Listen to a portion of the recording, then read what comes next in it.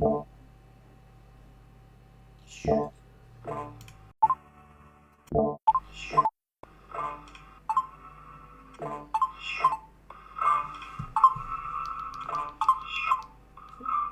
should be working now. Alright, cool. It's working.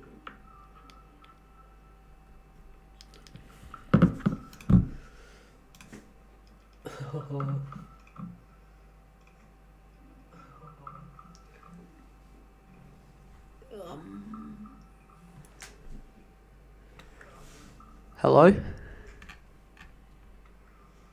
Hello?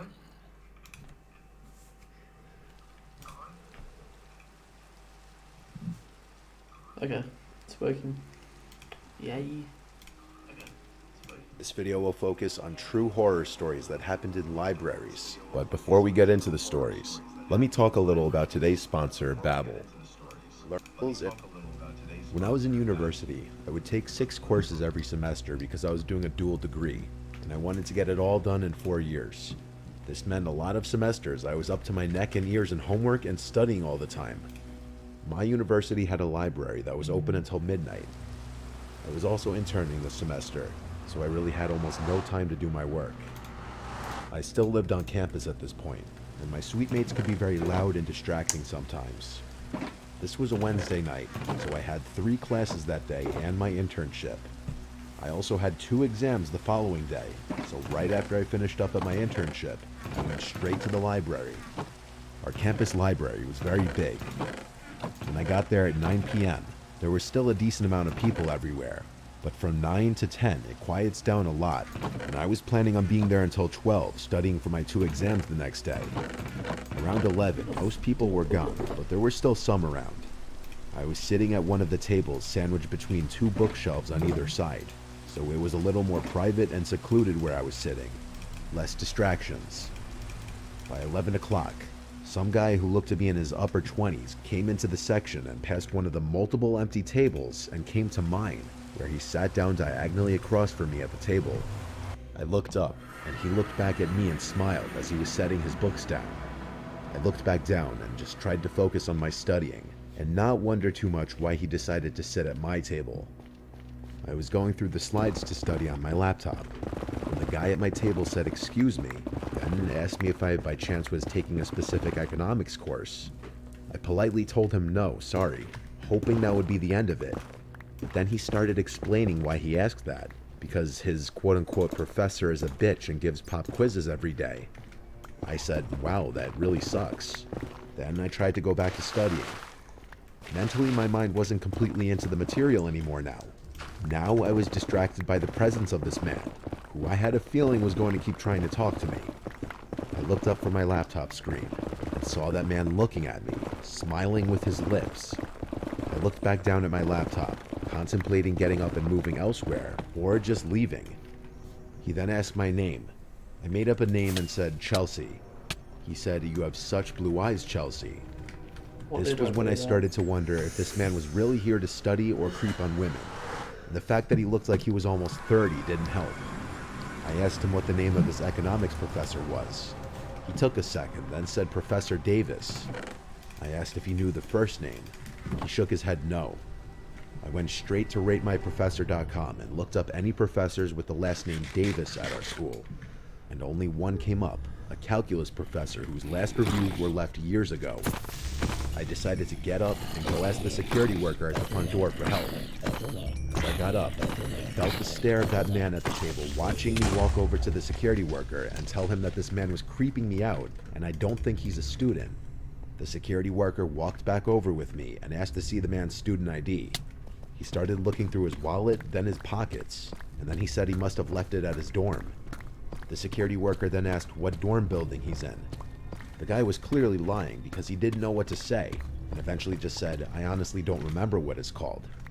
The security worker walked him out of the library, and he came back and told me to just be careful while walking back to my dorm. I thanked him. The whole rest of the time at the library, my mind was so distracted just thinking about what a creep that guy was. I did my best to keep studying, and around 12, I knew it was time to wrap it up so I could get some sleep. I packed up and left through the same way the security guard escorted that man out. He wasn't standing there at that moment. I don't know where he went. I started walking through the basically deserted campus. No one walks around that late on a Monday to Wednesday night.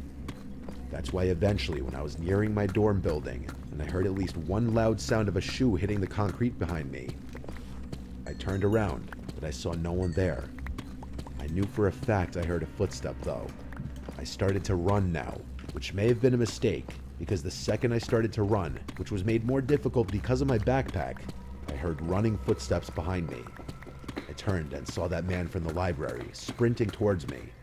I screamed at the top of my lungs, but only for a second before I was tackled to the ground and had a hand over my mouth. He kept threatening me, saying, "You better shut up or I'll kill you." I genuinely thought my life was about to end. I was trying to call out for help still, but it was muffled by his hand. He then got to his feet and started to drag me by the throat out of sight of the main walkways, and I saw he was dragging me in the direction of the woods right by the dorms. I managed to remove his hand from my mouth for just long enough to scream again. It was enough to get the attention of these two guys who came running over yelling, "Hey, stop," at my kidnapper. The man let go of me and started running off towards the woods. The two guys came over to me, and I'm sure they were asking me if I was okay and whatnot, but I blocked all noise out for a few moments. I was in total shock. I completely let my emotions out and started bawling my eyes out. The two guys called university police, and I did my best to keep myself together and explain. We went to the library to ask the security worker for his description of the man as well. It matched my description of the man. The police were also able to use the footage from the library cameras to get a clear picture of the man's face. The picture was sent out to all students' phones and emails and the school website, and that same night, there was an anonymous tip that the man was at a late-night dive bar down the road from the school. The police arrived to the bar and arrested him. The level of trauma this induced on me was incredible. I can't even imagine the trauma for those who weren't as lucky as me in situations like this.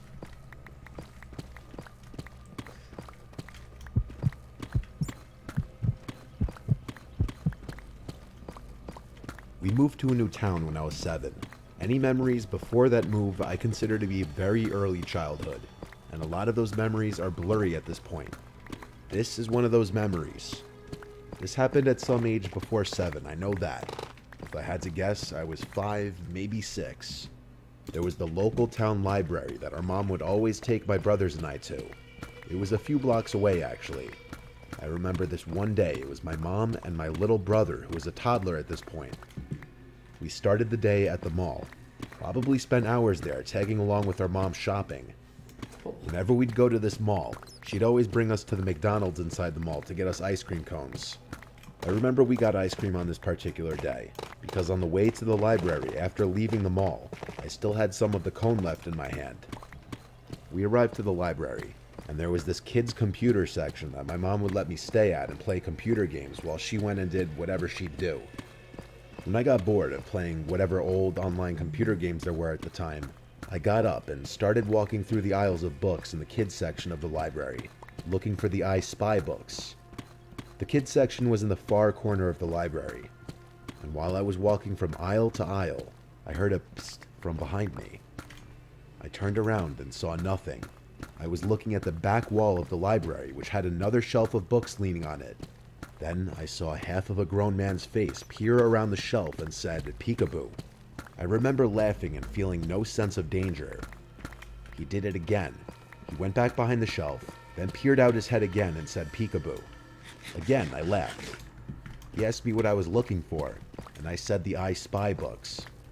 He said he'll help me find it. He came over and took my hand and started leading me through the aisles, leading us, I guess, to the section of books that began with the letter I. And there they were, at least 5 I Spy books next to each other. I grabbed my favorite one, the treasure hunt one, and he said, "Let's go sit down and play." He led me to a table in the corner by a couple children's computers, and we started looking through the pictures. This went on for some time, and he was asking me questions about myself as we played I Spy. The question that still sticks out to me the most is, "Who are you here with?" And I told him my mom and little brother. At some point after this, he said something implying that there's a kid's playroom downstairs, and I, at that age, never knew that there was a downstairs to the library.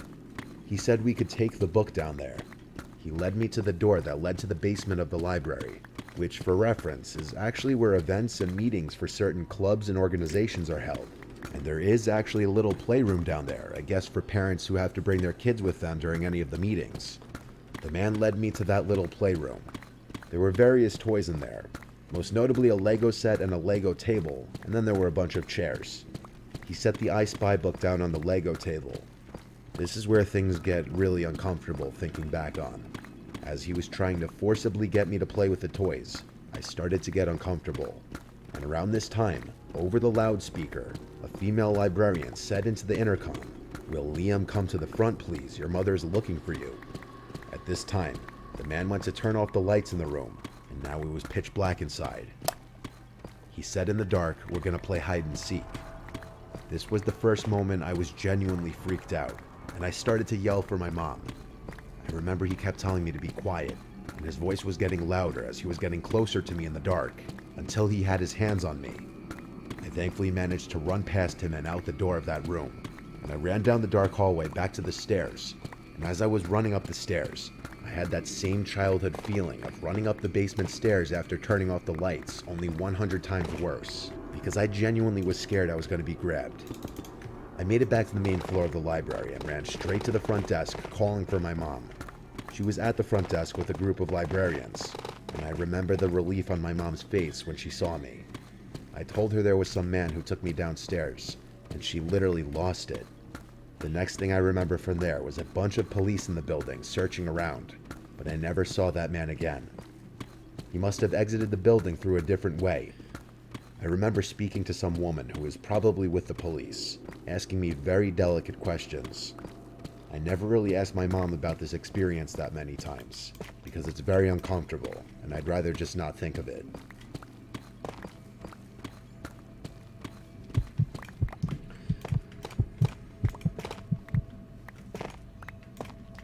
I used to work at the local public library when I was in my early 20s. I'd work the night shifts as my second job at least 3 times a week after my first job. I'd get there at 6 and would work till closing time at 9.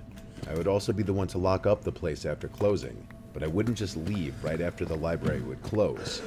I'd have to shut off all the computers, do some cleaning and organizing, stock the shelves with all the returned books and DVDs from the day, take out the garbage, and only then could I leave. It was a Friday night, approaching closing time. Most of the other library staff was gone already. It was just myself and one of the female librarians left. I had made a couple last call announcements to the remaining library patrons, alerting them that the library would be closing soon. I was already cleaning up the place, trying to finish up early so I could leave and just start my weekend.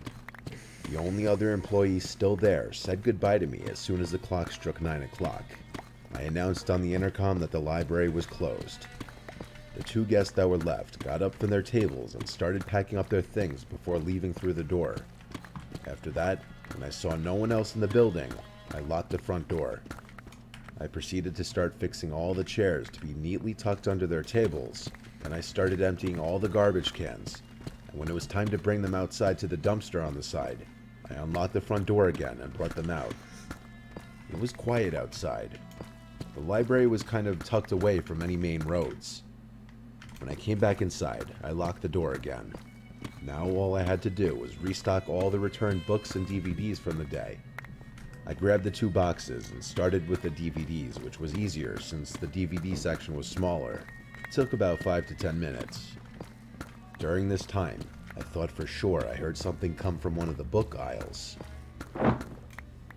I started walking through the aisles till I found an open book laying on the floor, which had clearly just fallen off the shelf. I put it back in its place, and for a second I stood there and just wondered, how could that have happened? I went back to work, and after finishing the DVDs, I took the box of books and started putting them one by one back on the shelves. Going in alphabetical order, I started with the A's. The books in the box were sorted in alphabetical order to make it easy. As I worked my way down the shelves, trying to bang this out and go home, I heard another noise nearby. 2 times in less than 20 minutes. That was no coincidence. I set the box down and started walking through the aisles of books again. I found another 2 books on the ground in another aisle. Someone was in here. I walked out to the open area with all the tables and such and yelled out, "Excuse me, the library is closed." There was silence until I heard something from across the library, from the children's section. I approached the noises, and it started to sound like some rabid animal making growling sounds. I also heard books being thrown onto the floor. It was coming from one aisle. As I built up the courage to peek down the aisle, I saw some woman wearing a nightgown throwing random books off the shelf, making these disgusting animal-like sounds. I didn't say anything. I turned and ran to the office where we had the phone. I didn't have a cell phone at this time.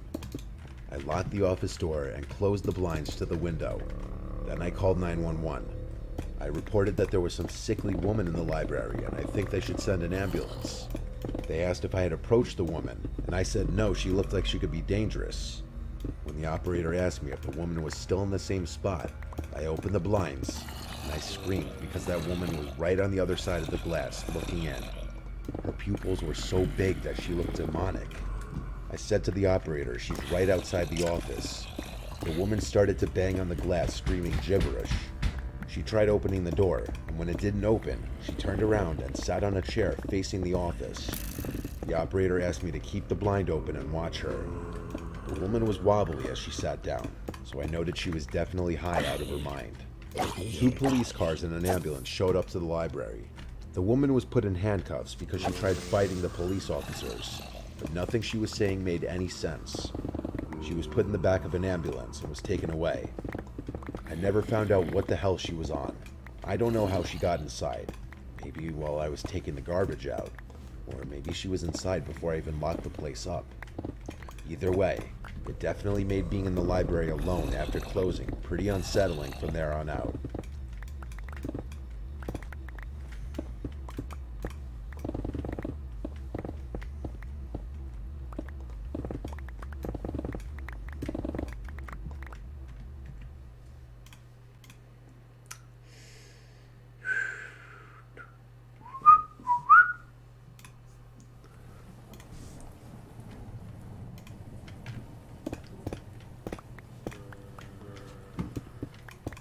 When I was about 10 years old, I lived in the city, not too far from a McDonald's.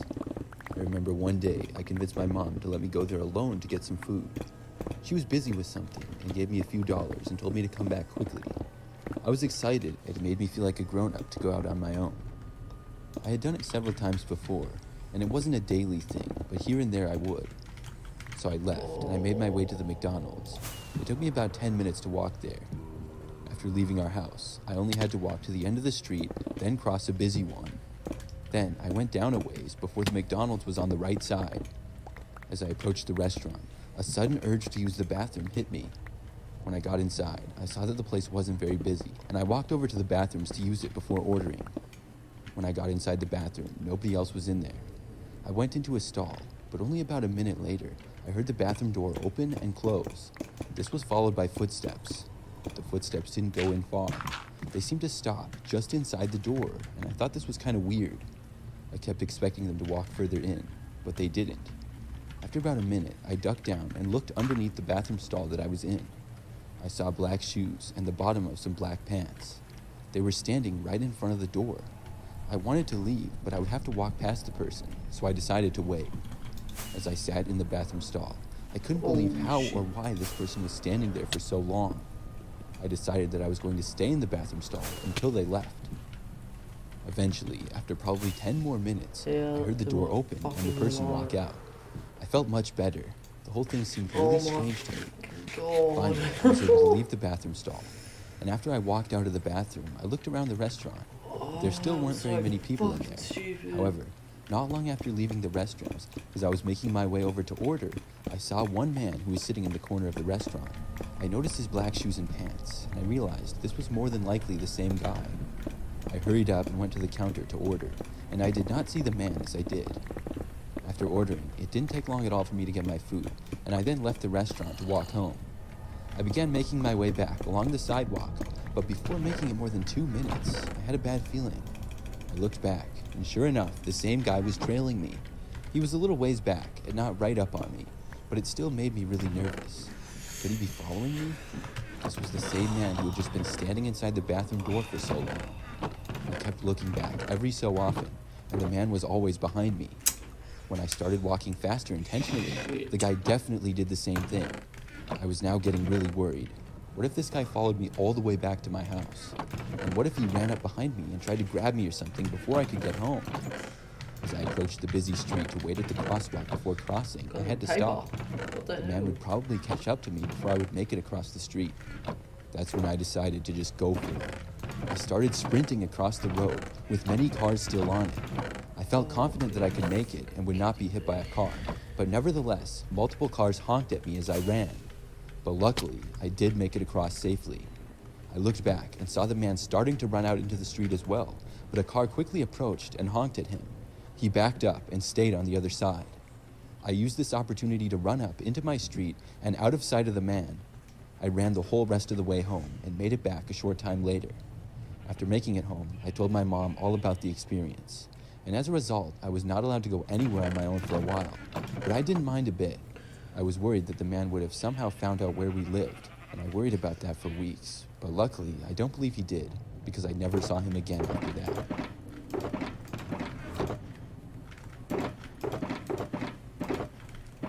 Dude, just some paper. I used to work at a McDonald's. I worked there for about a year, right after I finished high school. Working at McDonald's was a decent job for me. I made a few friends with coworkers, and I didn't love the job, but I didn't hate it either. Mostly, I would work behind the counter taking orders or passing out food to customers. One busy Saturday, I found myself working a shift, starting in the morning and ending in the afternoon. So basically the entire time, I was really busy. Our location would always get tons of customers, and it was really close to a shopping center. So during the weekend, that also drew many people in. Time sort of flew by that day, as we all scrambled to keep up. There were quite a few of us working, and I remember at one point, probably about 1 p.m., the place was really crowded. I got an order to hand out to a customer, and I called the number. A woman walked up and accepted it, then walked away, only to return about a minute later. When she did, she was extremely upset. She sought me out and told me that this was not her order. She then angrily demanded her real order. I asked her for her order number, and when she told it to me, I realized that she had grabbed the wrong one. The number that I had called was different. This was her mistake. I told her that her order would be out soon, but she then demanded a refund and said that it should be free. That's when I tried explaining the whole situation to her. It ended up being a total disaster. The place was loud, and the woman would not listen to my explanation. It's like she could not accept the fact that she had made the mistake. Honestly, it made me really frustrated, but I kept my cool. Eventually, I called over a manager to help resolve this situation, and I remember the woman specifically reading my name off my name tag and telling it to my manager as if I should get in trouble for this. I just kind of stood there. My manager then told me that she would handle the situation and I could go back to work helping the others. The woman was raising her voice and sort of causing a scene. Just about everybody else in earshot was looking over and staring. At last, after maybe 10 minutes, the woman ended up taking her order and finally leaving. I did my best to forget about it and continue with my work. I helped other customers like normal for about 15 more minutes. Then it was time for my break. During that time when I worked there, I liked to take my breaks in my car. It was quiet and peaceful, away from the busy McDonald's. I would just sit in there and go on my phone or whatever. Then I would go back inside to work. So on this day, I walked out and left the restaurant to head to my car in the parking lot. Almost immediately though, after leaving the building, I saw the same woman who had put up such a fuss. She was sitting at one of the outside tables. Instantly, our eyes locked for a moment before I couldn't help but look away from her. This was really awkward, and I decided to just ignore it and keep walking out to my car. As I passed her by, I cringed as I couldn't help but notice that she was getting up. She didn't say anything, but I could sense her start to walk behind me. I walked out to my car, and when I reached it, unlocked it and got inside. I refused to entertain the woman following me, but when I was inside my car and in the driver's seat, I noticed that she had walked right up to my driver's window. She then knocked on the window, and I heard her start speaking. I quickly hit lock before she surprisingly tried opening my driver's door. After it wouldn't open, she then knocked on my window.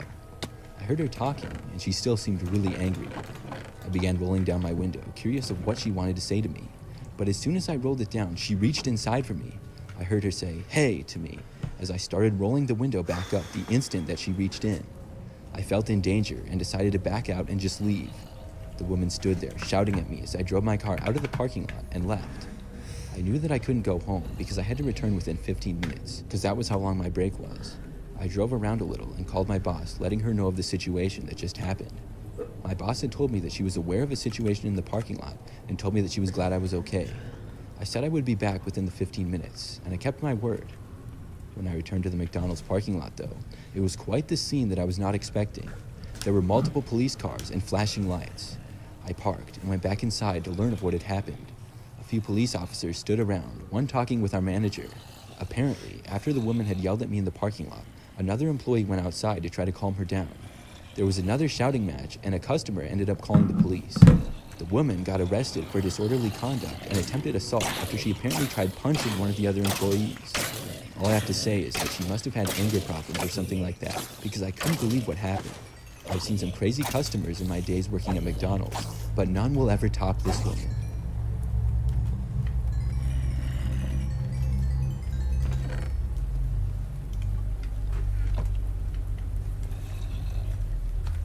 When I was 7 years old, I went to McDonald's one sunny afternoon with my mom and little sister.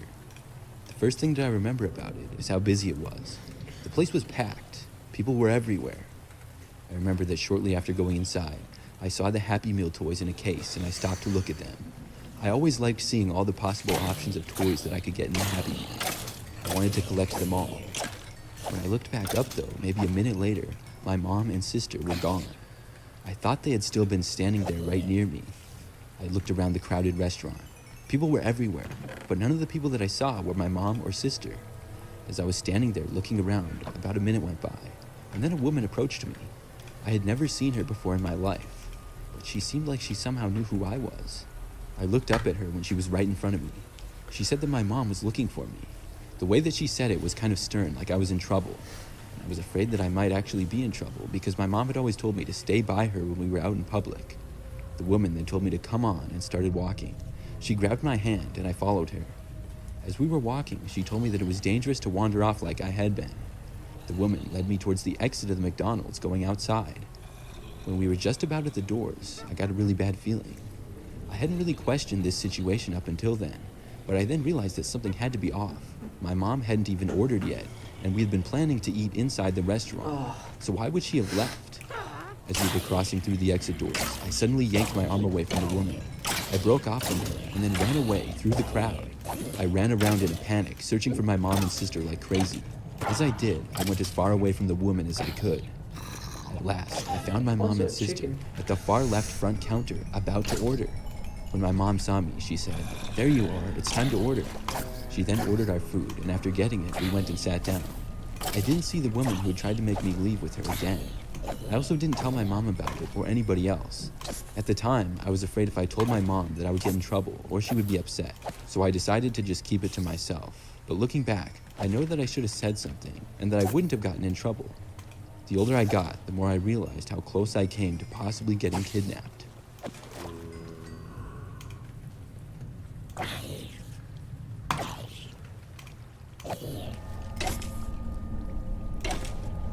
After turning 16, I landed my first job at the local McDonald's. I was excited to finally have a job and earn some money. One quiet Monday night, I found myself working behind the counter with just my coworker. That night had been uneventful, and only a few customers had been there in the last hour. But as the time went by, eventually someone else came in. The man who walked through the door resembled a grown-up version of the eerie kid from the movie Vivarium. That's what I remember thinking, and he towered at an imposing height of probably 6'6". He was lengthy and tall, and he had a very pale complexion also. He was wearing a suit and tie with a black and white polka dot pattern. He seemed a little well-groomed for a late-night visit to McDonald's. For some reason, the guy just kind of freaked me out when I saw him. And unlike other customers, he bypassed the counter and went straight for a corner table. After sitting down at one, he took out a fork and spoon from his pocket, and a small plate as well. I was really weirded out by this. He then placed them on the table in front of him. I was trying not to just obviously stare at the guy, but I couldn't help but look. It was a bizarre sight, as if he had come prepared for a meal, yet without any intention of ordering. I was noticing, though, that he kept looking over in my direction. This was pretty strange, and I decided to just ignore the guy. I went back to minding my own business and standing behind the counter. Soon, though, it was time to close up. I didn't really want to have to tell the guy that he had to leave. He seemed off, and I was nervous to approach him. I decided to go back and tell my coworker, hoping maybe he would rather tell the guy to leave. After talking with him in the back for maybe 30 seconds, we came out to see that the man was now gone. I hadn't heard him leave, but he was nowhere in the restaurant. We checked all around, even in the bathrooms and everything. I was so relieved, and we went on with closing up the place. The rest of the night, I drove home from work, got to my apartment, and got ready for bed. It was late, and I was really tired. But as I laid awake in bed, I glanced out my window and couldn't believe my eyes. The same tall, creepy man was walking down the sidewalk. I sat up in disbelief. As he walked by, he stopped and stared, looking right at me. I got up quickly and sprinted over to the window to close the blinds. My heart was now racing, and I was breathing heavy. I took a few moments to catch my breath and calm down. I had no idea why this creepy guy was walking right in front of my building. After a few moments, I opened the blinds slightly to look. I saw him walking off far away in the distance. I kept my blinds closed and went back to bed. I still think about this all the time. Maybe it was a coincidence that he happened to be walking by, but it sent shivers down my spine, especially when he looked at me.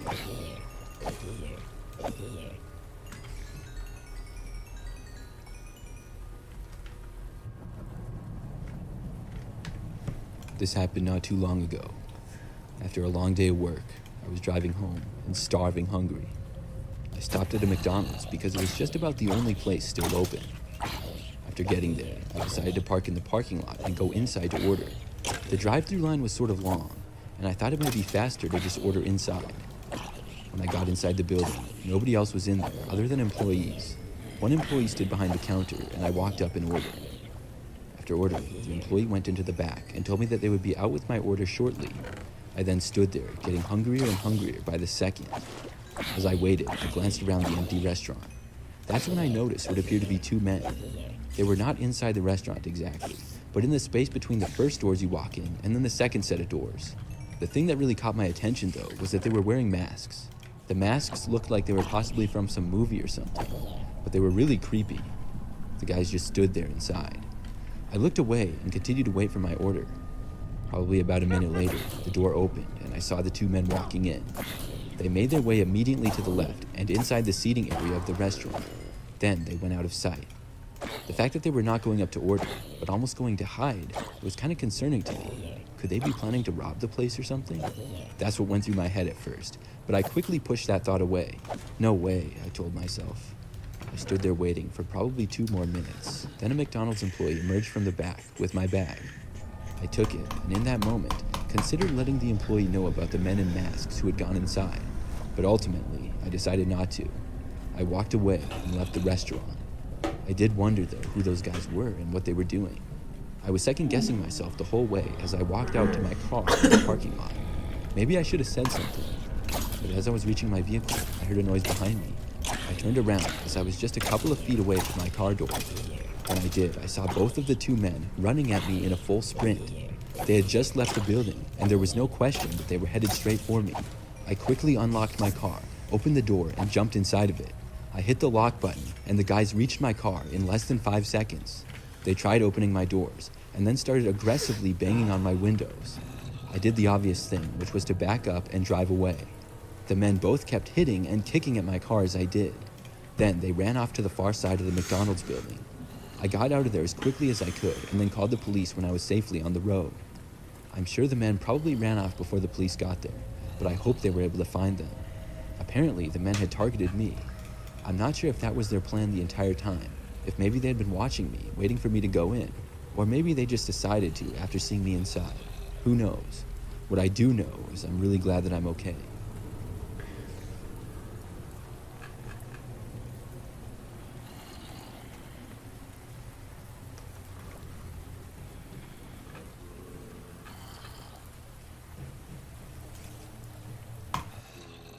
I don't know what to watch now.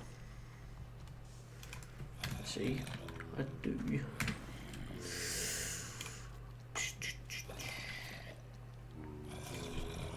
Yo, what's good, guys? It's Austin here, or Luna. So today's story time is a crazy one. I can't believe I haven't told this one yet. I thought that I did a long time ago, but after looking through my channel for like a good 30 minutes, I just haven't. So yeah, I'm stoked to tell this. It's definitely one of my favorite stories to tell my friends, so I hope you guys enjoy this one. If you do, please leave a like on the video. I'd really appreciate it. And also, I'll be live when this video goes up. So if you see this in the first couple hours, come click that link in the description or in the top comment and come hang out. Anyway, today's story time is about the time that I got into a legit fist fight with another kid because YouTube. Yeah, because of YouTube. He was also a YouTuber, kinda. So yeah, enjoy it. Let's jump into it. Today's story time all starts off in the final year of me going to high school. This was my last year in high school before I quit to pursue YouTube full time. And things were going great for me, I can't lie. Not in terms of school, my grades were horrible, but in terms of everything else, life was really good. My YouTube was blowing up. I had a lot going for me at a young age. I was excited, right? And most of the people in my school at this point knew about my YouTube channel. A lot of them knew about it, and most of them thought it was cool. I was a little embarrassed, I can't lie. It was weird that everyone knew about it, but at the same time, it was awesome. Like, a lot of people were really, really proud of me, and I liked that a lot. Now, there were a handful of people from my school that were not so proud of me and not so happy about my YouTube channel, and they were, like, envious and jealous and just really, really, like, bitter about the whole thing. Like, there was a couple people that I would talk to, and, like, instead of just being like, hey, man, cool shit that you're doing, instead they'd be like, bro, you know that's not gonna last, right? Like, you should try something else. And, like, just immediately really negative about it. And I'm like, okay, well, I'm gonna enjoy it while it lasts. Like, who fucking cares if it doesn't work out in the end? If any of them are watching, haha. But anyway, yeah, a lot of people were really jealous and really, really mean about my YouTube channel. And one thing that was really interesting at my school is there was another kid in my grade who also did YouTube and also had, like, over 10,000 subscribers. He did, like, tech review videos, and he reviewed, like, all things technology, so, you know, consoles, PCs. He would, like, go to stores and wait in line for things to come out, and he'd film it. And, like, yeah, he just was, like, a tech YouTuber, right? Also, he came from, like, a really rich family, so they bought him all these items. Like, he wasn't even sponsored by these companies. Like, he had to literally buy every new item and review it. So, it was a very expensive hobby, to say the least. Now, I always thought that his videos were really cool, and what he did was really cool, and I was actually friends with him before I started my channel a couple years prior to this. But as soon as I passed him in subscribers, he got really jealous. I remember, like, he slowly stopped talking to me, and the bigger I got, the more he hated me for no reason. And I never understood why. Like, I'm always happy to see my friends succeed, so when I started succeeding, I don't know why he got so mad at me. Now, one day, I walk into school, and I'm just going through my school day as normal, you know, having a normal school day, right? And I don't remember how many subs I had at this point, but I think it was over 100,000. So I was really stoked. All my friends were stoked for me. And on this day, lunchtime rolled around. It was time for lunch in the cafeteria. Me and my friends went to our normal table. I sat with the same, like, 5 people every day that year. And we're just sitting around a circle at our lunch table, eating lunch, just talking about our day and talking about our plans and what we want to do for the weekend, you know, just like normal friend shit, right? And all of a sudden, I see Mr. Tech YouTuber, that's what we're calling him, Mr. Tech YouTuber coming towards my table looking very angry at me, holding his lunch. And he gets up to my table, and he plops his lunch down really hard, and, like, his milk goes everywhere.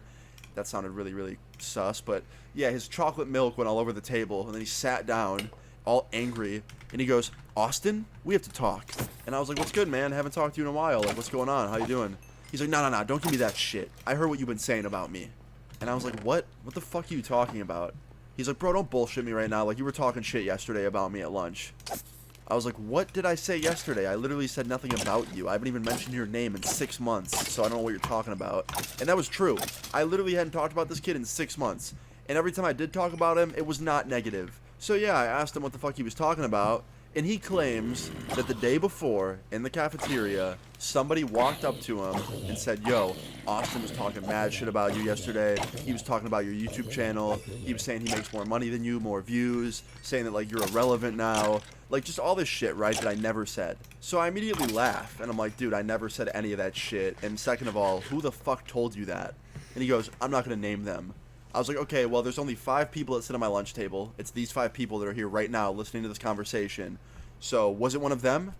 And he goes, no. And I go, okay, so then it doesn't make any sense. Like, these are the only people that have sat at this lunch table all year. These are my homies. So unless one of them told you that, I never said it. And he goes, nah, the dude that told me is a pretty reliable source. I'm like, bro, are you not listening to me right now? All 5 people at this table are the only 5 people that sit at this table. So unless one of them told you I was talking shit, don't listen to anyone else. Because nobody else was here yesterday at my table listening. So they couldn't have heard what I was talking about. And like I said earlier, dude, I wasn't fucking talking about you. So whatever you heard, you're getting lied to. Your name hasn't left my mouth in 6 months. It seems like you're the one that hates me, not the other way around. And he gets real mad. He's like, I don't like the way you're fucking talking to me, dude. And I was like, bro, I'm just frustrated. You've hated me for no reason for the last year and a half, probably. And now you're lying to my face saying that I talk shit about you when I didn't. And you're basically creating a problem that does not need to be created. So yeah, I'm a little frustrated. And after I say this, he stands up, walks around my lunch table right in my face, and he goes, you just think you're better than everybody, don't you, dude? You just think everything about your life is better than everybody else's, and you're just gonna flex, flex, flex. And I looked back at him, and I was like, dude, your life is infinitely easier than mine. So don't sit here and act like my life is so easy and so perfect, and that I'm out here flexing it on everybody, because I'm not. Like, motherfucker, take one look at my channel. Like, the videos tell the story. And he starts rolling up his sleeves like he's gonna fight me. And I was like, listen, dude, like, just go back to your table. I can't do this shit right now. And he goes, stand up. And I was like, no. And he grabs me by my shirt, and he stands me up. And I was like, dude, if you lay a hand on me one more time, I'm gonna hit you. And I don't want to hit you. And he takes his finger, and he pokes me right in the fucking forehead. Super hard. And, like, sends me back a little bit. And I was like, okay, that's that. And yeah, I just dove, tackled him pretty much onto the table that we were sitting at. And chocolate milk and slushy and french fries went all over the back of his white shirt. And we started fighting just on the lunch table. We both probably got in a good 2 or 3 punches before the staff came over at lunch and broke it up. Like, it was a security guard and a lunch lady that broke us up, and they broke us up really quick. And it was so funny, because when they broke us up and we both stood up again, I was completely, like, untouched. Like, my clothes were all normal, everything was good. And he was just covered in, like, chocolate milk and, like, random food from the cafeteria, because he landed on everyone's trays when I tackled him. And yeah, him being covered in food and the whole cafeteria seeing that kind of made it look like I won the fight. But I'm going to be honest, I don't really think there was a winner. I feel like we both got pretty equal hits in. That's just me being honest, but it looked like I won, so I was like, fuck it, I won. But anyway, me and Mr. YouTuber number 2 got escorted to the principal's office, and the principal ended up giving us both out-of-school suspension for 2 days, so we both got suspended. And every day after that, that dude never talked to me again. He just gave me really dirty looks in the hallway, like he already did to begin with, and he didn't like me very much. And I ended up leaving school shortly after that, and I never saw him again. And I looked up his channel recently before telling this story, like literally an hour ago, and he quit YouTube literally a year after I quit school. He got to like 50 or 60K, and then he gave up. He deleted all of his videos. He posted on his Twitter that he was giving up, and that post on Twitter was literally a year after I quit school. So yeah, he gave up, and I'm not gonna lie, I wish he didn't. I think he could have had a really, really awesome YouTube career. And he clearly was growing. He went from 10K to 60K, like, in a year. So I think he could have kept going and had a really, really promising YouTube career, but he gave up. And I guess moral of the story is, guys, don't give up, and don't get jealous of other people. If you're not growing as fast as somebody else, don't be mean to them, or don't be jealous. Like, everyone grows at different speeds, everyone succeeds at different speeds. Just because you're succeeding faster than somebody else, or someone's succeeding faster than you, it doesn't mean that they're better than you, or you're better than them, or vice versa. Like, literally, it's just everything happens at different speeds. So be patient, your time will come, things will work out. Alright, anyway.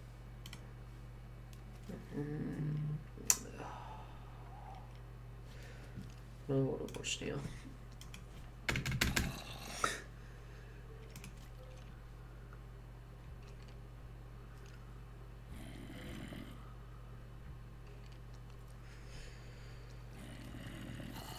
Probably watch more Luna.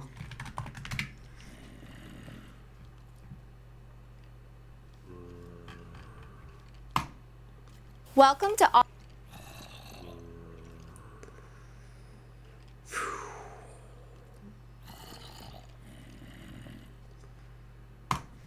Yo, what's good, guys? It's Austin here, or Luna.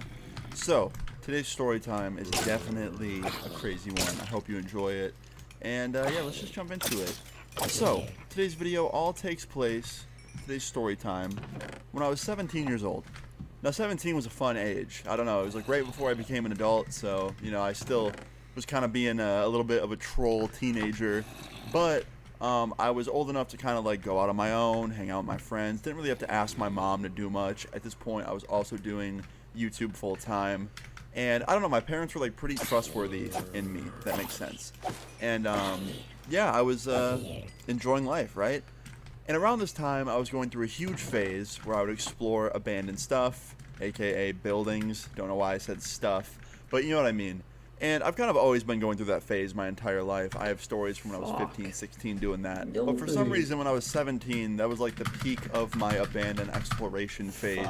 Because like I said earlier, I was kind of like a little bit more independent at this point in my life. So anyway, this all starts off as a normal day when I was 17. I woke up. One of my friends called me. He asked me if I wanted to hang out. Well, let's call his friend Connor, okay? Connor hits me up. He asked me if I want to hang out. I'm like, yeah, of course. And then Connor comes to my house and he picks me up. Now, we spend the first hour of hanging out, just getting food, driving around, kind of trying to figure out what to do. And we hit up another friend of ours. We'll call this friend Justin, okay? We go and pick up Justin. Now it's me, Connor, and Justin all hanging out, just kind of driving around, listening to music, talking, having fun, right? And Justin gets the bright idea to go and explore abandoned building. And of course, me and Connor are both down for that because we always would do that together. So we were stoked, right? And we go online and we start looking up buildings near us. Like, we had this little forum we would use where people would like post abandoned locations and which were the best to go to. And we found this abandoned yacht. Yeah, an abandoned fucking yacht. So, of course, I'm in for that. And so are both my friends. We're like, yo, an abandoned yacht? Like, that sounds fucking awesome. Like, it's literally just a ginormous mansion boat in the water, abandoned. What could go wrong, right? Yeah. It just sounds like a fucking disaster saying it out loud right now. But yeah, like, we were stoked. We were like, all right, we're going to go on this boat. We're going to explore it. Like, maybe we'll find something really cool. Like, I don't know, right? So, Justin finds the coordinates to this abandoned yacht boat thing, and he puts it in the GPS. We drive to the abandoned yacht. The GPS led us to this, like, huge abandoned parking lot, and we had to get out of the car and then walk through some woods. But when we got on the other side of the woods, there was this giant lake, and there was the yacht sitting there in the water in all of its glory, tied to the side of this lake, like just kind of sitting there in the water. And we were stoked. It looked even cooler than the photos we found. So we run up to it, and immediately Justin and Connor jump on board, and I follow. And we start exploring the whole top deck immediately. And I was loving it, dude. Like, it was so cool. I felt like a fucking pirate or some shit. I don't know how to explain it. It was amazing. And this yacht was 3 stories. So there was like the top deck, the middle one, and like a basement one, kind of. And it was crazy. I remember at one point in one of the bedrooms, we found like a captain's hat, and I put it on, and I was walking around the boat like, hey, you gotta get on the steering wheel, man. We gotta get this boat out of here. Just pretending to be like the fucking captain or some shit. And yeah, I was having a lot of fun. Everything was great. We were all having a good time. And then we got to the bottom floor of the boat. I don't know if it's the basement or like just another floor. I don't know. Either way, it was the bottom one. And that's when I realized that this boat, we weren't alone. So me, Connor, and Justin opened the door to the bottom floor of this boat, and we go downstairs, and immediately we see a sleeping bag, an air mattress, another sleeping bag, and a lawn chair. And underneath one of the sleeping bags is like a silhouette of a body, like a shape of a body. And we're like, holy fuck, someone's down here, and it reeked. It smelled so fucking bad. Like a smell I can't even describe. Like, I'd never smelled it before, and it was really, really bad. And all around him was rotten food, and this body that was laying underneath the sleeping bag wasn't really moving. Like, I didn't see any breathing, and it was fully covered. So I start freaking out a little bit inside. I'm like, yo, is someone like fucking dead down here? Like, is this a dead person? And I look over at my friend Connor, and I look over at my friend Justin, and they look at me with the same look as I'm giving them, like, oh, is this person like alive? And I had 2 choices. Walk up to this guy and poke him and be like, hey man, are you alive? And see if he's alive. Or leave and call the cops and let them deal with it. But then if I call the cops and he is homeless living here, they're gonna fucking kick him out. So I'm like, okay, you know what? I'm just gonna poke him and Oh my you know, God. see what happens. Now, before I tell you what happens next, if you ever find yourself in a situation like this, turn around and leave, and just let the cops handle it. Because looking back, I definitely wish I would have, but I didn't. And yeah, I walked up to this sleeping bag with someone under it, and I crouched down, and Justin and Connor are both looking at me like, yo, like, be careful. And I was like, yeah, don't worry. And I take my hand, and I poke the sleeping bag, and I'm like, hey man, you awake? And all of a sudden, this motherfucker underneath the sleeping bag jumps up out of nowhere and starts screaming like, ah, ah. And he bends down and picks up a knife that he was sleeping with. He had a knife underneath the sleeping bag that we couldn't see because he was sleeping with it, fucking like cuddling it like a teddy bear or some shit. And he picks up this knife and he's like, what are you guys doing? And he starts chasing us around the bottom floor of this fucking boat. Now, me, Connor, and Justin are freaking out, running as fast as we possibly can, and we end up running around the bottom floor and then to the stairs, and running up the stairs all the way to the top floor, like the deck, and this fucking dude is still chasing us, and he's yelling like, what the fuck? Get off this boat! Get off this boat! And he's screaming, and we're trying to yell back like, hey, like,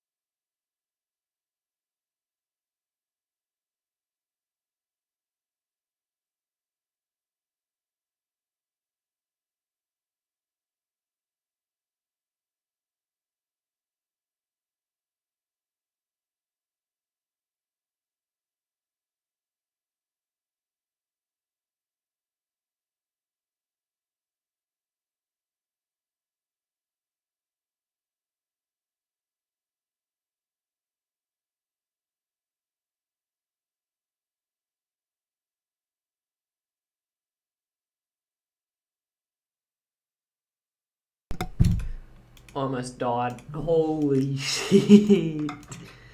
Almost died. Holy shit. Oh. How the fuck could I forget I have a washroom?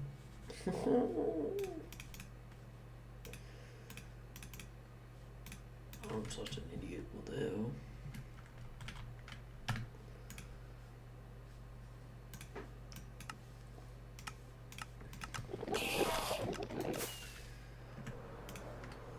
Stop, like, we're not gonna hurt you, we're okay.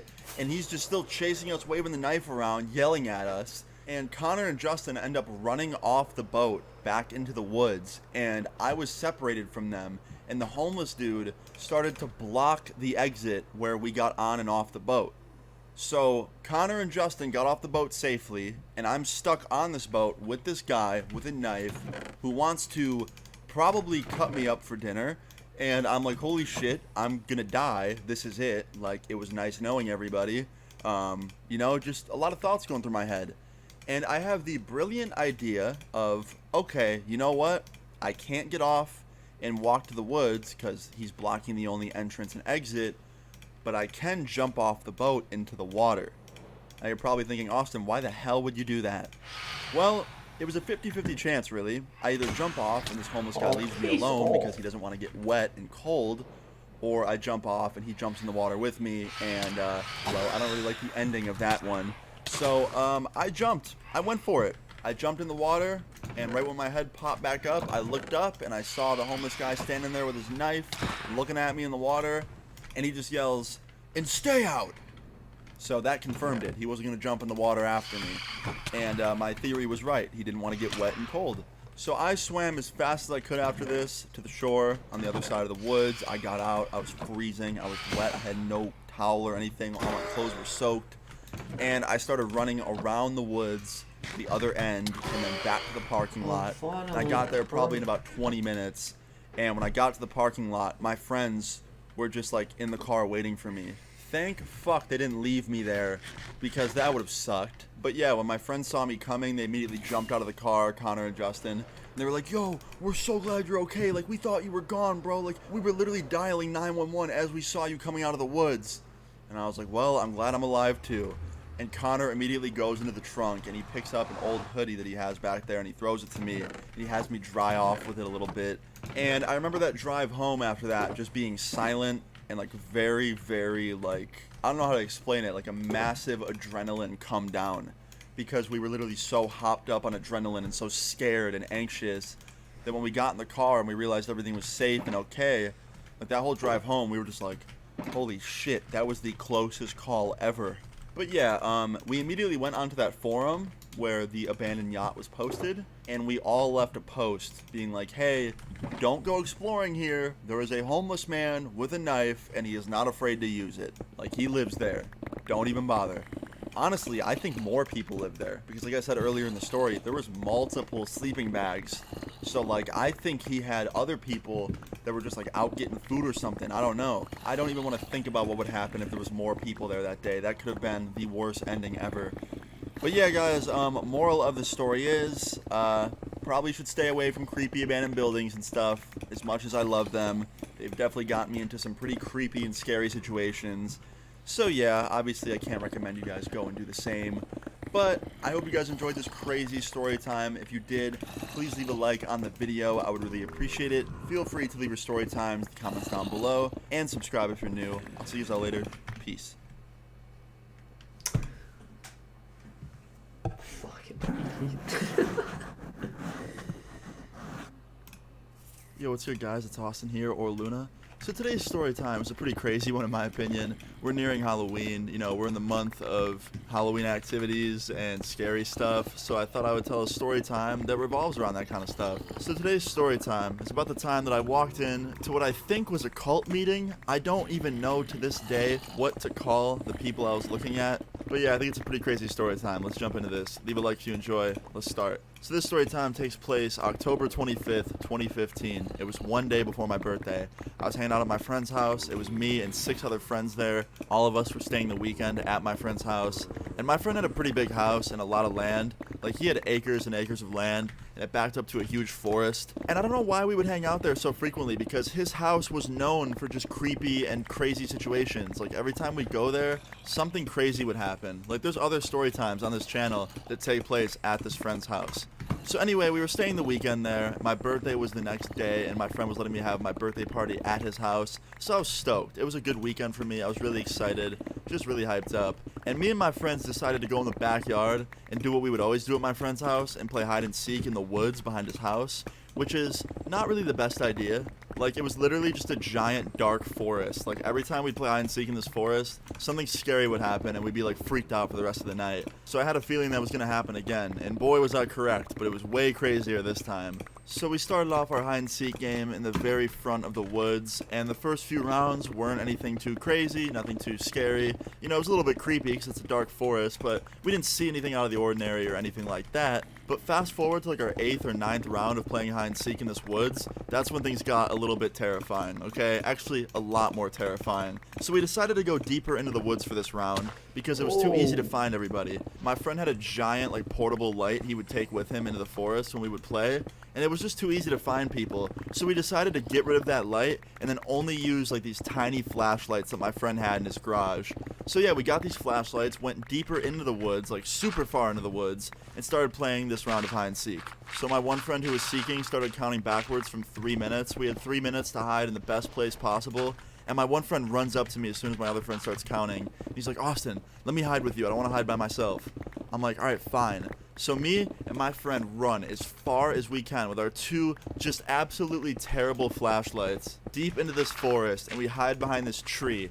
And we realized that this part of the forest probably didn't belong to our friend, because there was a huge circle with no trees whatsoever and a giant fire pit right in the middle. And it wasn't lit, it was just a big fire pit of sticks. So we saw this and we're like, okay, this is a little bit weird, but whatever, like no one's gonna come around here, who cares? So me and my friend hid behind this big tree stump of one of the cut down trees, and we were just hiding behind it, being as quiet as we could. So like 5 minutes go by and we don't see anybody, but we keep hearing yelling from really far away in the forest, which me and my friend just assumed it was our other friends being found. Every time that one of them would get found, they would just yell really loud every time we play hide and seek. So we weren't too freaked out about that. It didn't really scare us or anything. But fast forward like 10 minutes, something started happening that was pretty scary. So all of a sudden, from a distance, me and my friend start hearing branches snapping. It was the same sound that somebody makes when they're walking through a forest. So me and my friend stayed super quiet and super just nervous because we knew that the seeker was getting nearby and we didn't want to get found by my friend. But then all of a sudden the footsteps started getting faster, and it sounded like there was more of them now. Like a bunch of branches were snapping at the same exact time. It was either a really fast animal or a bunch of people. So me and my friend were whispering to each other. He's like, bro, what is that? I'm like, I don't know, man. I think it's an animal. And then my friend's like, no, bro, like it's got to be all of our friends looking for us. And I'm like, I don't know. So I peek over the tree stump and I can't see anything. It's so dark and I don't want to turn my flashlight on because if I do, then I'm going to get found by the seeker. So I just duck back down and I'm like, I can't see anything. And my friend's like, all right, whatever, let's just be quiet. So we're sitting there behind the tree stump being silent and the footsteps keep getting closer. And now I'm getting really scared because I'm afraid it's an animal. And if it's an animal and they see us, I don't want it to get mad and attack us. But then the footsteps get so close that I can start hearing voices. And this is when I got freaked out because the voices weren't my friends' voices. These were like random grown men voices. And then me and my friend just look at each other with the most scared looks on our faces and we don't say a word.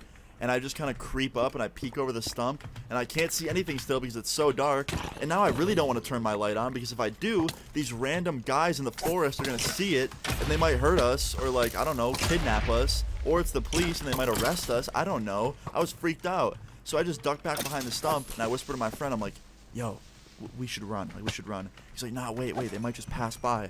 I'm like, all right, fine. So we're both just sitting there hiding behind this tree stump and now the footsteps have stopped and all we can hear are voices, like a bunch of voices. If I could guess, it sounded like there was 6 of them. And the voices aren't getting closer and they're not getting farther away, which means they're completely stopped and they're just talking. So me and my friend are freaking out. We're trying to listen in on what they're saying, but it was kind of like far away, so we couldn't figure out what they were saying.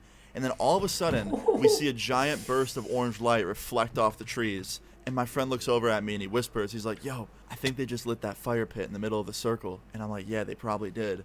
So me and my friend just slowly peek over the tree stump to see if they lit that fire pit. And the fire was lit, but me and my friend saw a lot more than just a lit fire.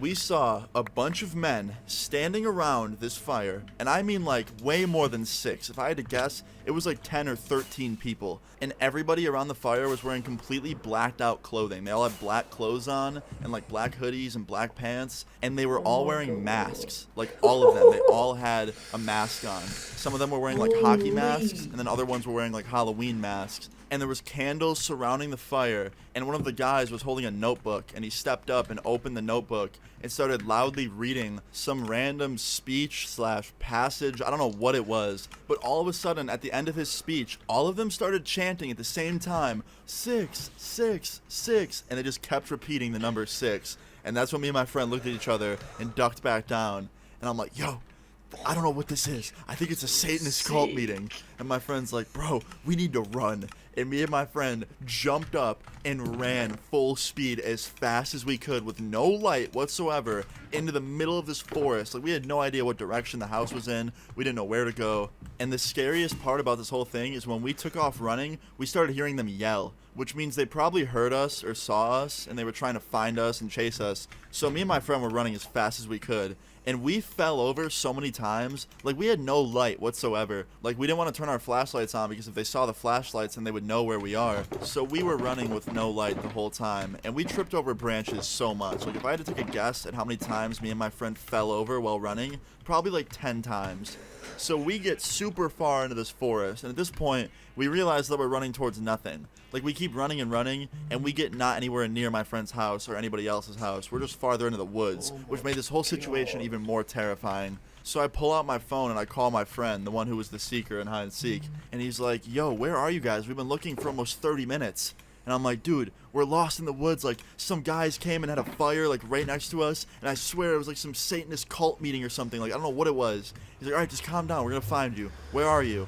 I'm like, bro, I don't know. We're in the middle of the forest. It's dark.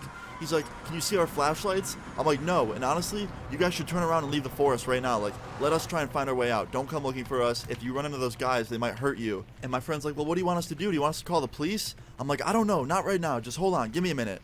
So I talked to my friend who was with me. I'm like, yo, what do you want to do? He's like, all right, let's just take off running in one direction and let's not stop till we're out of these woods. I'm like, all right, let's use our flashlights. He's like, okay, sounds good. So I tell my friend on the phone, I'm like, all right, look, we're about to run in one direction and see if we can get out of these woods. If you don't hear from me in 10 minutes, call the police. He's like, okay, man. So I hang up on him, and me and my friend turn our flashlights off and take off running as fast as we can, just straight forward in the same direction as fast as we can. And we ran full speed through this forest with our flashlights on for probably like 15 minutes straight. And finally, we end up coming out on some random main road, like completely far away from my friend's house.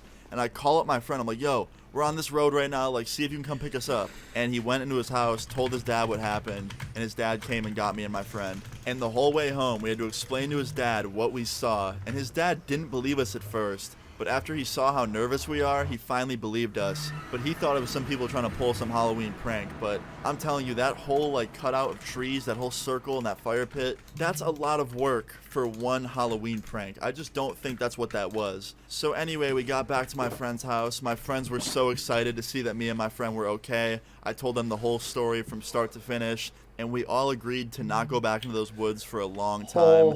And then the next morning, we went back into the woods. Yep, we went back in first thing in the morning to try and find that spot in the day. And we could not find it. I was so confused. But anyway, yeah, in the end, everybody was safe. Everybody was okay. I still have no idea who those guys were or what they were doing. But if I could guess, it was either a Satanist cult/group meeting or it was a really crazy Halloween prank. I have no idea. But yeah, moral of this story is don't wander into random woods and forests, especially if you're kids, just like me and my friends were. We were all really young when this happened. And if you ever do see something super scary like we saw, then do not hesitate to call for help immediately. Like me and my friend should have been on our phones calling 911 or my friend's dad as fast as possible. But yeah, guys, that's pretty much the end of the story time. I hope you guys enjoyed it. If you did, please leave a like on the video. I'd really appreciate it. Feel free to leave your story times in the comments down below and subscribe if you're new. See you all later. Peace. And I'm like, what's up? They leave me out for the Alright, so today's story time, in my opinion, is a pretty crazy one. Before I jump into it, I just want to say thank you for all the support so far on Butterfly. It's only been out for a little more than a day, and it already has 100K streams on Spotify. That's insane. If you haven't heard Butterfly yet, it's my new song. I'll put it first, link in the description. Tweet me and tag me screenshots of you guys listening to it. I'm going to be liking as many tweets and Instagram posts as I can. And also, if it gets to 150K or 200K by the next few days, your boy Luna might upload a babysitter story time, because I might have one. She may have stopped by yesterday. So, yeah, that was crazy. Anyway, guys, so today's story time, in my opinion, is a pretty crazy one. Let's jump right into this. So this story time takes place back in 2018, okay? Now, I was dating this girl at the time. We had been dating for about 2 months, and it was going pretty good. Like, it was a pretty solid relationship. I got along pretty well with her parents. Her mom was a really chill lady, and her dad was a super, like, all about working out, like, fitness, like, buff dude. He was kind of scary, honestly, but he was a nice guy. He was always super nice to me, and we got along pretty well, so that's all that matters. But sadly, one day, that all had to change, okay? So this all started off as a normal day. I woke up, I got ready for my day, I sat down, I worked on a video for like an hour, and my girl texted me and was like, hey, do you want to hang out right now? I'm like, I can't, I'm working on a video, but I'm down to in like 2 hours. She's like, alright, cool, sounds good. So fast forward like 2 hours, she ends up being busy and we can't hang out this day, which kind of sucked. Now, even though her parents were really cool, they were super strict. Like, even though she was an adult, her parents wouldn't let her hang out with anyone past 11 at night. They basically told her, if you're gonna live under our roof, whether you're an adult or not, you gotta follow our rules. Which totally makes sense. I definitely don't disagree with, you know, like having some rules. But she was an adult, she had a job, she graduated school, and they liked me, so I would assume they would let her hang out with me past 11. But sadly, that wasn't the case. They were pretty strict about her not going out past 11. So yeah, we planned on hanging out the next day instead. But I got a text from my girlfriend at midnight on this night. And she's like, hey, you should come over. And I was like, it's midnight, you have a curfew. She's like, yeah, you could just sneak in through my window.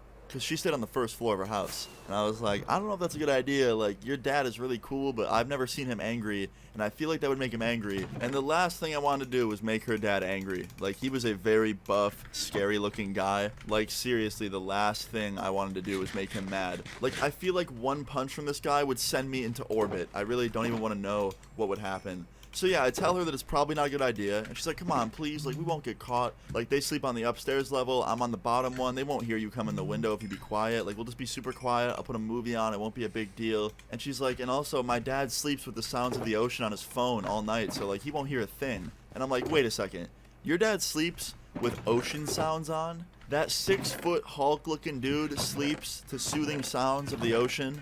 And she's like, yeah, he does. It helps him sleep. So when she said this, I had a way different outlook. I'm like, okay, maybe he's a lot nicer than I thought. Like, maybe he doesn't get angry easily. I'm gonna do it. So I tell her that I'm down, and she's like, okay, cool. Like, come over right now. Like, sneak through the window. I'm like, all right, sounds good. So I had my brother give me a ride over there, and I snuck through the window, no problems. I was super quiet. She put a movie on, super low volume. We were just sitting there watching the movie. And then one thing led to another, and we did what couples do that involves a bed and 2 people. And I'm not talking about sleeping. So yeah, me and her, trying to be as stealth as possible, went under the covers. And like 5 minutes into being under the covers, I hear the door creak open. And I couldn't tell if it was from the movie or if one of her parents just opened her door to check on her. So me and her just freeze under the covers. Like, we're just completely still, laying there, making no noise, trying to listen and see if it's the movie that made that sound or if it was her door opening. And we're just silently laying there, like, so anxious.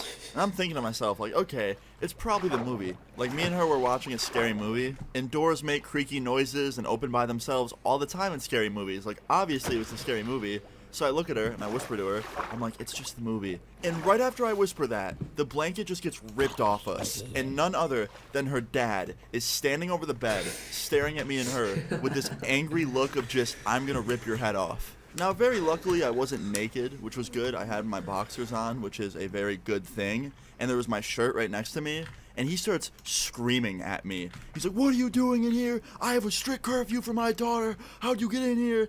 And the window was still wide open. We left it open because it was hot outside. So without thinking for a second, I just grab my shirt and my phone and I dive out the window. Like, with no pants on, just my underwear, dove out the window. And I landed on a rock. It hurt so bad. And all I could hear was him yelling still, and I heard him yell, don't try and run from me, which made me terrified. So I ran as fast as I could with my shirt and my phone all the way to the end of the neighborhood, and I called my friend. I'm like, yo, you gotta come to my girl's house immediately. Like, meet me on the corner of the road. I need help right now. He's like, all right, bro, I'm on my way. And my friend pulled up within like 5 minutes. Luckily, he lived nearby. And he got there, and I was in my underwear, wearing only a shirt. And he's like, yo, what are you wearing? I'm like, it's a long story. And I get in his car, and he's like, bro, where the hell are your pants? I'm like, I left them at my girl's house. And he's like, oh, I see you, bro. And I was like, dude, her dad walked in and caught us. I had to dive out the window with only my shirt and my phone in my underwear. And he's like, bro, that's rough. And then he's like, dude, are you okay? Like, her dad's ripped. I've seen him before when I drop you off here. Like, he's a buff dude. Did he hit you at all? I'm like, no. He's like, all right, good, because if he did, I would have squared up with him. Now, look, my friend, he was just being a good friend. I appreciate it. You know, he was sticking up for me. But if my friend went one-on-one against her dad, he would probably lose in 5 seconds or less. So my friend drives me home, he drops me off. I walk into my house, and my brother was staying with me for a few days. And I walked in, and he was still awake, just sitting at the kitchen table, and he's staring at me. And he goes, Austin? I'm like, yeah. He goes, where'd your pants go? I'm pretty sure when I dropped you off at your girlfriend's house, you had pants on. I'm like, yeah, I did. He's like, okay, so where'd they go? I'm like, well, sneaking over there wasn't a good idea. Her dad caught us, and I had to dive out a window, wearing only my boxers and with my t-shirt and my phone in my hands. And he just looks at me for like 2 seconds, and he's like, all right, well, I'm gonna go to bed now. And as he's walking by me, he just stops and goes, you should put some pants on. I'm like, I'm going to do that right now, don't worry. He's like, all right, sounds good. So I walk into my room, I put some pants on, I try and calm down from what just happened that night, and I get a text from my girlfriend. She's like, yeah, my dad's pissed, like, it's a good thing you got out while you did, like, I don't know what he would have done if you stayed any longer. And then she apologized because she said it was her idea and she felt bad for getting me in trouble, and I was like, no, I'm sorry, I should have never came in the first place. And he ends up taking her phone away, so we couldn't talk the rest of the night. So the whole next 2 days, I had no contact with her. The only way I could talk to her is when she was at work. I could go visit her, or she'd get on a work computer and message me on social media. So it was definitely pretty tough to talk to her, and her dad would not let her see me for like weeks. It took like 3 weeks before I could finally see her again. And when I did, I walked inside her house, and her dad and her mom were just giving me a death stare. And they sat me down at the table, and they gave me like an hour-long rant about how if I ever sneak in their house again, they're going to call the police and get me arrested for trespassing. And I was like, okay, I totally understand. I won't sneak in here ever again. I'm so sorry. And then he stands up, looks me in the eye with the angriest stare ever, and just reaches out and gives me a giant hug. And he's like, I love you, Austin. And I'm like, love you too? I was beyond confused when he hugged me. I was like, what is going on right now? Like, I don't know if this dude loves me or hates me, or if he's just making friends with me to keep his enemies close, or if he actually really isn't mad anymore. But I was confused. And then her mom gave me a hug. So after that, me and my girlfriend kept dating for a few more months, and then we ended up breaking up. But for those few months that we were still together, every time I go to her house, her dad and her mom would watch me like a hawk. Like, we weren't allowed to go in her room anymore, and it was just really, really kind of creepy. But yeah, guys, that's pretty much the end of the story time. Moral of the story is, don't do what I did in this story time. I hope you guys enjoyed this. If you did, please leave a like on the video. I'd really appreciate it. Feel free to leave your story times in the comments down below, and subscribe if you're new. I'll see you all later. Peace. Butterfly and the doors make 'em all go 30K. Yo, what's good, guys? It's Austin here, or Luna. So, today's video is a pretty crazy one, pretty scary story. I think you guys are going to enjoy it. It's definitely some crazy shit. Before I get into it, I just want to say my voice is a little bit better today. I went to the doctor, and they put me on steroids, so my throat doesn't hurt as much, so I can talk kind of normal. And that's cool. Also, they're not the kind of steroids that like make you all yoked and shit in the gym. It's just ones that make inflammation better. So, yeah, I'm not going to be buff in 2 weeks. I'm still a fucking twig. But yeah, guys, today's story time is about a very crazy night, a very scary one, and I hope you enjoy it. Let's get into it. So today's story time all takes place in 2017. I was sitting in my house on my computer, scrolling through Twitter, just bored out of my mind. And I texted one of my friends because I wanted something to do and no one was hitting me up. So I hit one of my friends up and I was like, yo, please tell me something's going on tonight because I am so bored. He's like, yeah, my sister's actually having a party, but I don't know if that's your scene or not. Like, I don't think I'm going to even go. And I was like, honestly, man, I'll do anything at this point. So I'm down. He's like, all right, man, if you go, I'll go. I'm like, bet, let's do it. So I went to my friend's house, and we just essentially crashed his sister's party. Like, we just went there and hung out with all of her friends. She was, like, 2 years older than us, so it wasn't like there was some huge age difference, and we, like, couldn't get along with them. They were pretty much the same people that we hung around at school anyway. So I ended up hanging out at this party for, like, 4 hours straight, just having fun. It was actually a pretty cool party. Plus, I knew a lot of the people there, so, yeah, it was a good time, right? Now, fast forward to me leaving. So I say goodbye to my friend, the one that invited me over. I say goodbye to his sister. I told her thank you for the party. I had fun. And after this, I walk out and I call an Uber. Now this is really where the story time begins. So I'm sitting outside on my friend's little bench in his front yard, and I'm just waiting for this Uber to pull up. Now the Uber app was telling me that my driver was going to be a girl and that she was going to pull up in an SUV. So I'm just sitting here waiting for this SUV to pull up. It's like 2 minutes away. And finally, after a couple minutes, I see headlights coming down the neighborhood road, right? And I think it's the Uber because it's getting closer on the app as well. And this car pulls up, and it's not an SUV. It's just a regular, like, four-door car just sitting there out front. And I walk up to the window, and the window rolls down, and it's this really jacked dude not wearing a shirt. And he goes, "You Austin?" I was like, "Yeah, are you the Uber?" He's like, "Yeah." I was like, "Shit, my bad. Like, the app says something different, so I didn't know it was you." He's like, "It's all good." So I get in the car, right? And already, kind of sketchy, right? Like, different car, different driver. Dude wasn't wearing a shirt. Thought that was kind of odd, but whatever. I don't judge. So I get in the car, I get in the back seat, and we take off to the destination. At least I thought we were. And after like 15 minutes, we're still not there, right? Which is weird because I only live 5 minutes from this person's house. So I open up the app to check and see where we're going.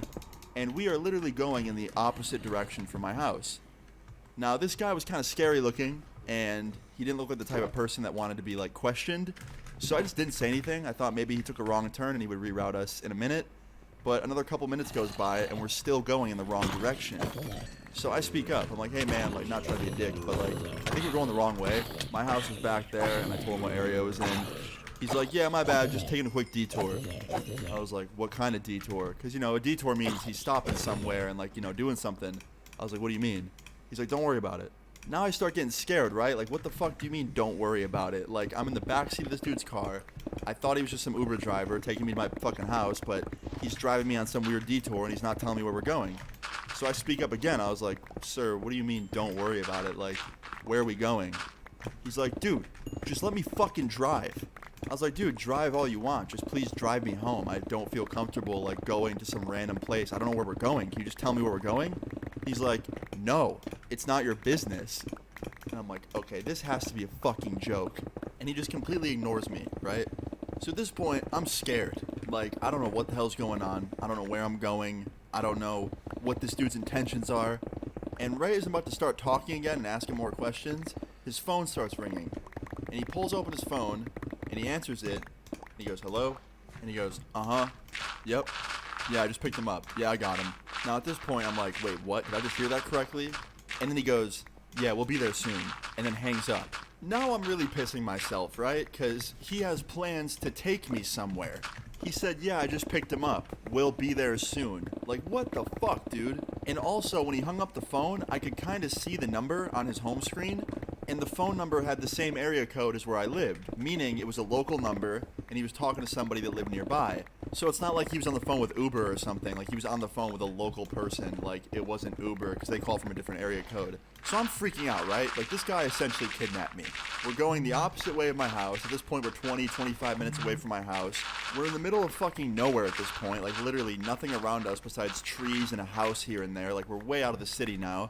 And I don't know where we're going. All I know is someone's waiting for us because he's got off the phone with someone that was asking about where we were. And we're going like 60 miles an hour on these back roads. The good news is he actually didn't lock the doors when I got in the car, so I could open the door and get out. Problem was, we were going 60, which means if I open the door and jump out, I'm probably going to get seriously hurt or worse. So I can't do that, right? At least not yet. And I am just sitting in the back seat, terrified, wondering if we're ever going to slow down so I can just jump out. Like, all I wanted him to do was slow down to like 20 miles an hour, maybe even 30, and I was just going to try and jump out and roll. That's how fucking scared I was, dude. I didn't know where I was going to end up or what was going to happen to me, so I was freaking out. Now, after about another 5 minutes of driving, we come up to a red light, and he's forced to start slowing down. And before the car was even stopped, I swing my back door open, and he turns around and screams, "Hey, stop!" And he grabs my shirt. Like, he literally grabs me and tries to stop me. And I dive out of the back seat, and it completely rips the back of my shirt because I was not letting him stop me. I just dove for it and ripped my shirt. And yeah, I fell down into the road. Luckily, he wasn't going fast. He was almost stopped when I jumped out. So even though we were still moving, we were only going like 10 miles an hour. So I fell down, I rolled a little bit, scraped up my arms, got up, and ran as fast as I could with my phone in my hand into the woods nearby, and just did not look back. I ran so fucking fast, probably the fastest I've ever ran in my life, because it felt like my life depended on it. And yeah, I ended up running like an entire mile through this forest. I got to the other side, I got out, I was in this neighborhood at this point. The car was nowhere to be found, the guy was gone. He didn't follow me, he didn't chase me as far as I know. So I immediately opened my phone, and I called the fucking cops, because I didn't know what else to do, right? I didn't know who else to turn to. Like, I just didn't know. So I called the cops, told them everything that happened. They asked me if I had a name or a license plate. I told them no, because the car wasn't the same one on the Uber app. But I gave them the car description of, like, what it looked like and what the guy looked like. And they said they'd send people out to go look for him, and they'd have someone come meet me. And yeah, like 15 minutes later, the cops pulled up, and I was talking to one of the officers. I filed a report. Basically just told him all the same shit I told the person on the phone. And I also like showed him the Uber app and like what the profile looked like of the person, and they took that down. And I also filed a report with Uber, right?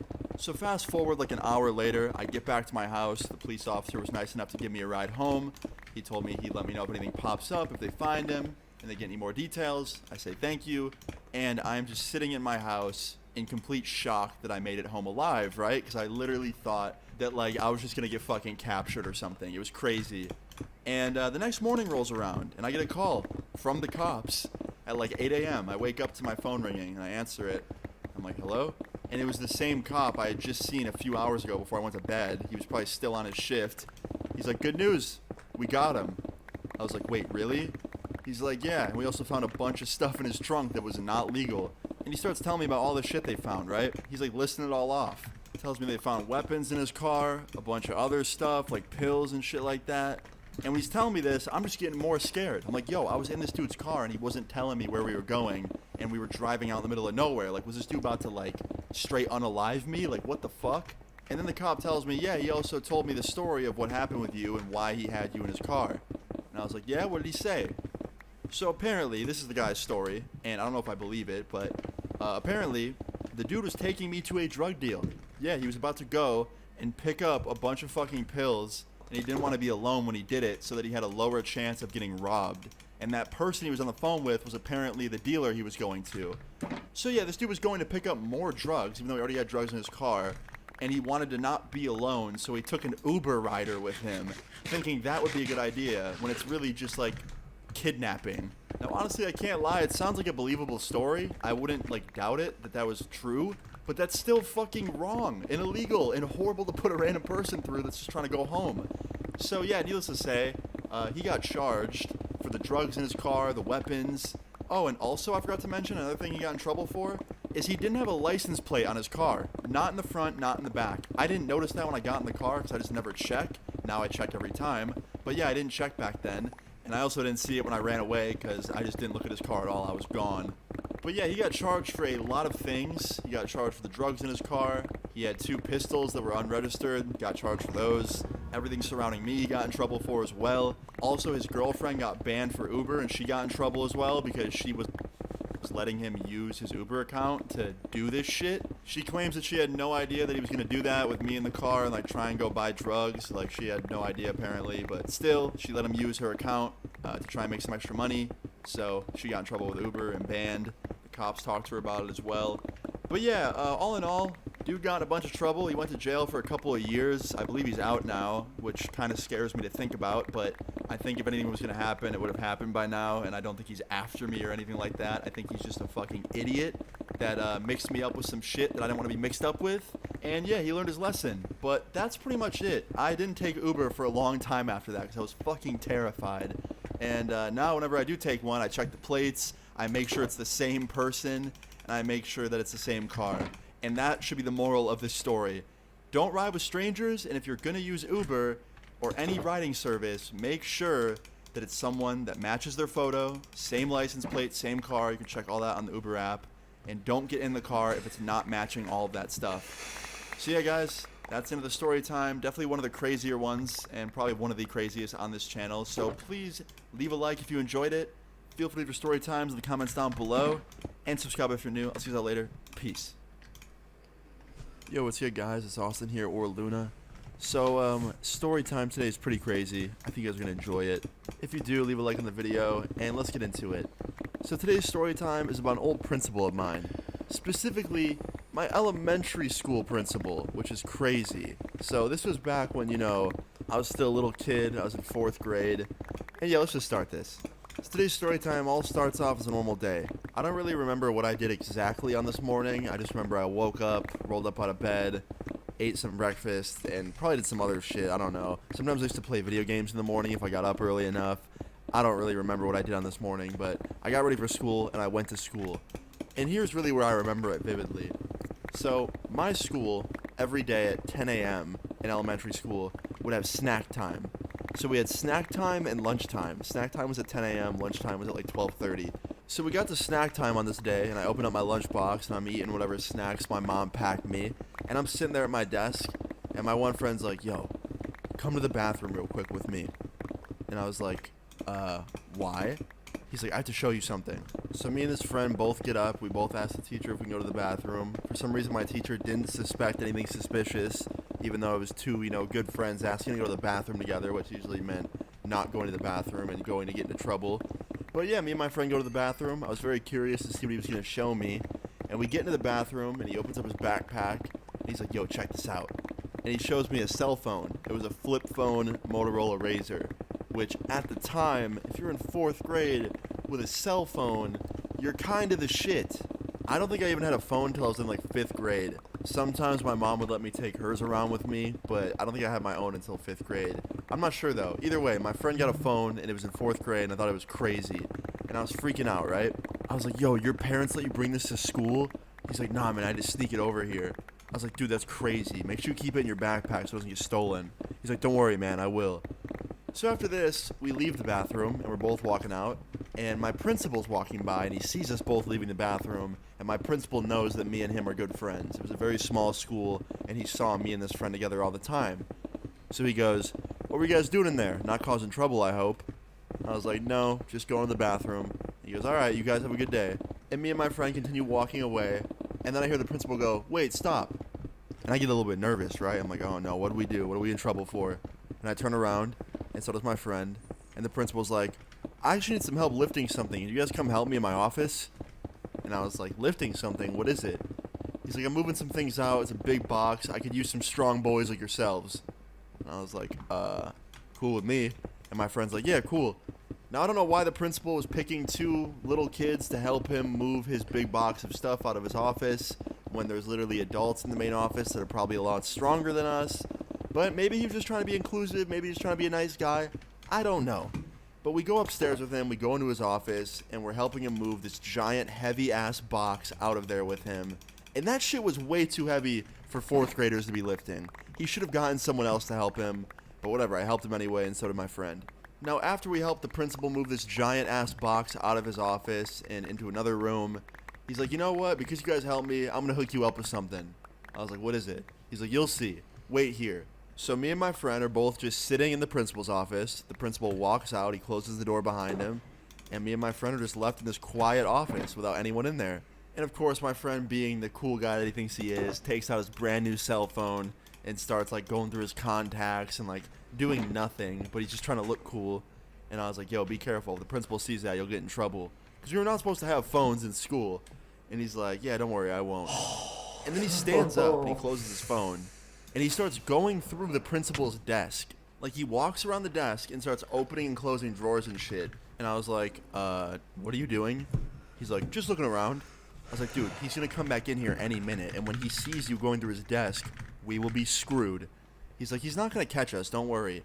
And then he opens the bottom drawer right after he says that of the principal's desk. He opens the bottom drawer, and his face just completely, like, changes. Like, it goes from, like, being all curious to just, like, scared. And I was like, "What's in there?" He's like, "Bro, look at this."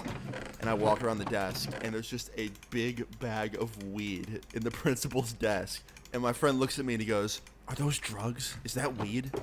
I was like, "Yes, it's weed." Now, my friend was a little bit more of a goody two-shoes than I was. When I saw this, I didn't really care. I thought it was funny. My friend got all scared. He thought it was like some serious shit. I kind of already knew what weed was because my older brother smoked it. So I look at my friend. I'm like, "Listen, we should not have opened his desk drawers. We should not have gone through his desk. This is wrong. Let's just close it and pretend like we didn't see anything." And my friend's like, "I don't know, man. Like, that stuff's illegal. Like, we should probably tell someone."